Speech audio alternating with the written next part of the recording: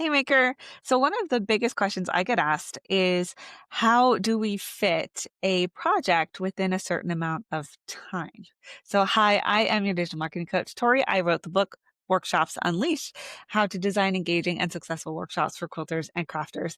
And I work with clients one-on-one on their course design and on their marketing.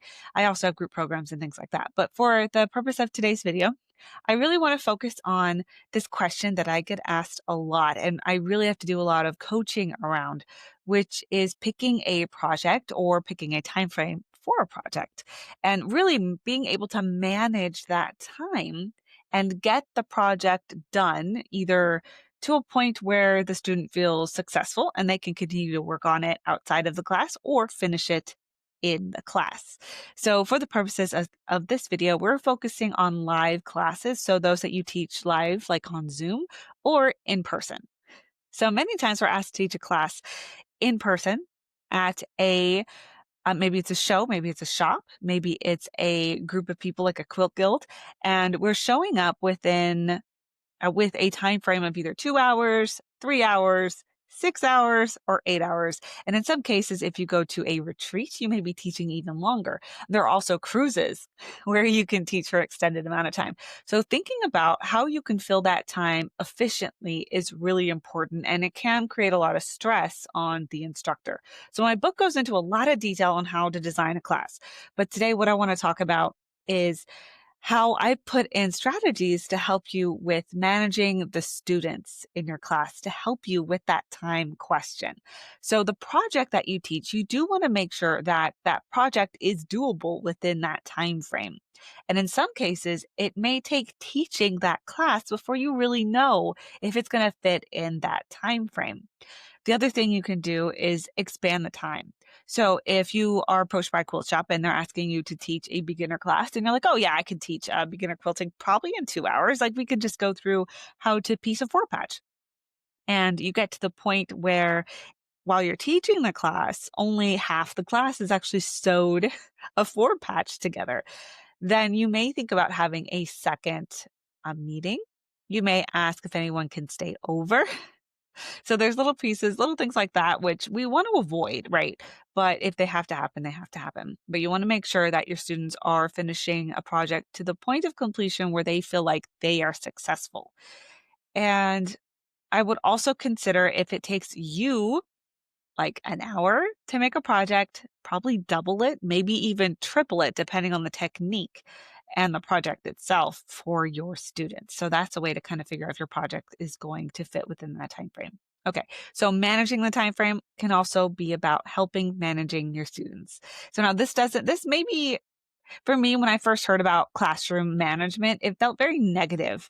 I was in the public school system and it was all about disciplining your students. But discipline can be both good and bad, or consequences can be both good and bad. With quilters, with our crafting classes, we don't have to so much worry about consequences, but we do have to worry about the pacing of our class. And there are certain types of students that can slow that down. Or in some cases, you'll have a student that's really fast and wants to go much faster than the rest of the class. So pacing is really important, having those tools in your back pocket on how to help those certain students either move a little quicker or slow down a bit is really important. So there are a few ways in the book that I have in much more detail that you can go through and get a lot of ideas on how to manage a class efficiently. But today I want to talk about meeting your students. So inside the book, I have a section called Meet Your Students, which I go through some of the more common students you'll face as a adult educator within a crafting space. So specifically, I used quilting examples, but this can apply to any handicraft.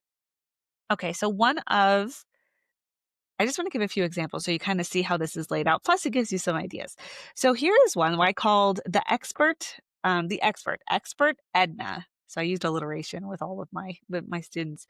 So expert Edna. She is a wealth of knowledge and loves to share. She is a learner at heart and is there for the fun of learning all the hows, whys, and why nots. She has been creating in your craft for years, possibly decades, and she will have great tips that she can share. So this is how you might approach her. So engage this person by asking about their experience and their expertise. A strategy you can use is encouraging them to share their knowledge and advice with the class. So I've done this in person many times where I'm like, hey, this is how I've designed the pattern to go. I chose to make a block this particular way. And then I would ask my expert Edna in the room, I would say, have you had any experience with any other ways to create this block or any other piecing tips or anything like that? And sometimes I don't even have to ask. Sometimes they're like, "Oh, I've done this before." And I'm like, "Oh, that's so interesting. I've never heard of that." Or, I did try that before, and this is why I chose to do it a different way. So there can be different ways where you can engage this person, but having them share what works for them and pulling on their expertise is a fun way to get them engaged and having fun where they get to share their expertise and their experience. And then I have another action here. So, action, you can showcase their work and express gratitude for their contribution, fostering a sense of validation and camaraderie. So, that can help her feel included, help her invite her in to be a voice within the class without fully taking over what you might be doing, or maybe even discrediting you for the way that you're trying to approach the project. So, there's different ways that you can handle that. Okay, then another one. Oh, I know. How about talkative Tina? There are always a talkative Tina, and I absolutely love talkative Tinas. So I called this particular student profile, I guess we can call that, the collaborator, talkative Tina. So talkative Tina is the extrovert in the room. This student can't help but answer all the questions, share their opinions, and engage those around them.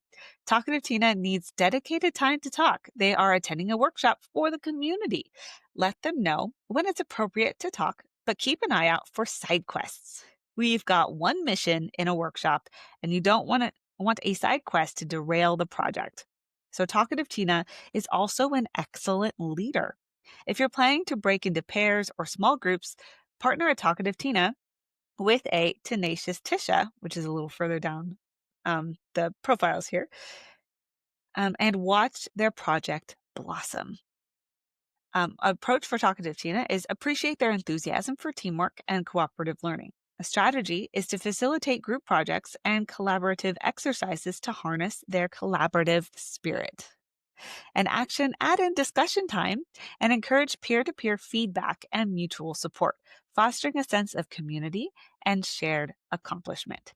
So let me go ahead and jump over to Tenacious Tisha since that one was mentioned. So Tenacious Tisha is the introvert. Tenacious Tisha. This personality is named after my wonderful twin sister. Her name is Tisha. She is the very definition of a tenacious introvert. She's there to be creative. She loves to observe, wants to learn and try something new, but won't say much at all. Mainly, the student uses their voice to praise or to clear up any confusion. Watch their facial expressions for frustrations and encourage participation. So, an approach is to respect their need for solitude and reflection. A strategy can be create opportunities for quiet introspection and individualized instruction, such as stopping by their workstation and checking in for questions. If you're doing this live on a Zoom, you can also privately message them. I think most online meeting spaces do have does have that ability to do one-on-one messages. So you can check in with them quietly and be like, "Hey, any questions? You're doing good. I love what you're creating over there." And then you'll give them the opportunity for the one-on-one. Let me see what else is there. And then action, offer alternative communication channels such as written feedback or small group discussions to accommodate their preferences. Virtually, this could look like email or inviting live participants to type in the chat. So those give you a insight into some of the student profiles within the book that kind of help you manage not only your time, but the people within your class to make sure that different personalities can still have a great time and you can still get your project done. So this has been Workshops Unleashed, how to design engaging and successful workshops for quilters and crafters. I am trying to sell 100 books by the end of 2025 to help me afford a booth at H&H Americas, which is a trade show for the industry happening in Chicago in May. And we've sold 5 books so far, and it's been really, really fun to talk more and more about the book. And I hope you are learning from my tips and everything else, and my little asides and stuff as the series has gone. So thank you so much for being here. And like and subscribe and share the book if you know of somebody who would make a fabulous teacher or who's interested in teaching their craft.